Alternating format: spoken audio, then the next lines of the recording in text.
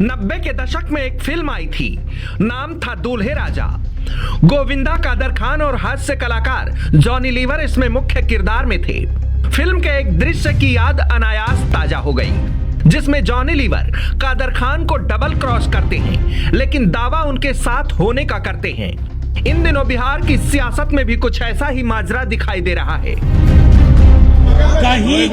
कहीं कोई विवाद नहीं है। हमारे दूसरे सबसे बड़े पार्टनर कह रहे हैं, समझ गए? कोई विवाद कहीं विवाद नहीं है। सुना आपने, कोई विवाद नहीं है। तो फिर महागठबंधन के मुख्यमंत्री का चेहरा कौन होगा?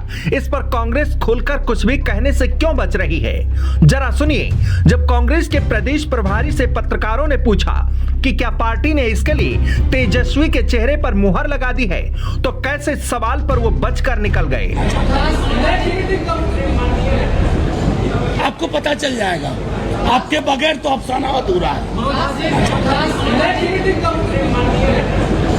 आपको पता चल जाएगा, आपके बगैर तो अफसाना अधूरा। अब आप उनका पूरा बयान सुन लीजिए। जिस संवाद कार्यक्रम का मुख्य उद्देश्य ये था कि सारी इंडिया गठबंधन की पार्टियां मिलजुल कर प्रदेश से लेके जिला से लेके प्रखंड से लेके पंचायत और वार्ड तक एकजुट होके आने वाले महीनों में चुनाव की तैयारी करेंगे।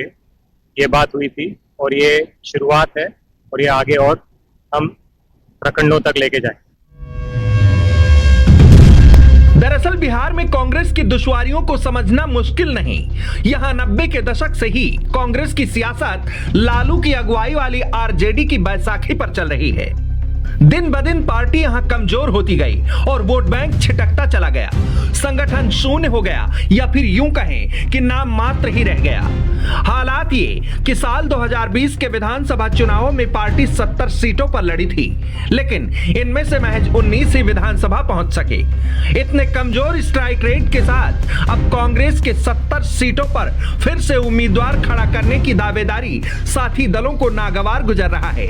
लिहाजा सीट शेयरिंग का कोई फॉर्मूला तय नहीं हो पा रहा। यह बात अलग है कि सीटों के लिए महागठबंधन के दूसरे घटक दलों का मोहताज बन चुकी कांग्रेस सार्वजनिक तौर पर अपनी मुश्किलों को साझा करने से कतरा रही है।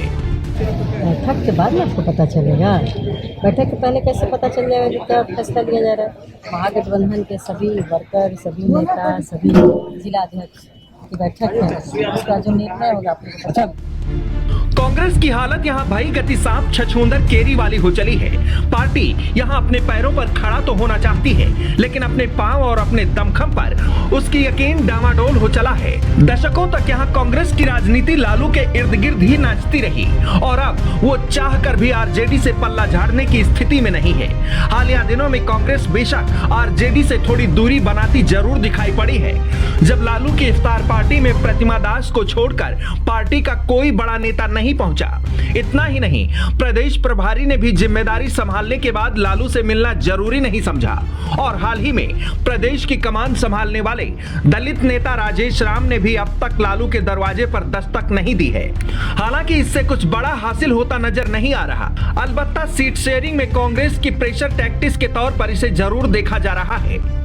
आज की खबर के लिए पटना से मैं गौतम की रिपोर्ट।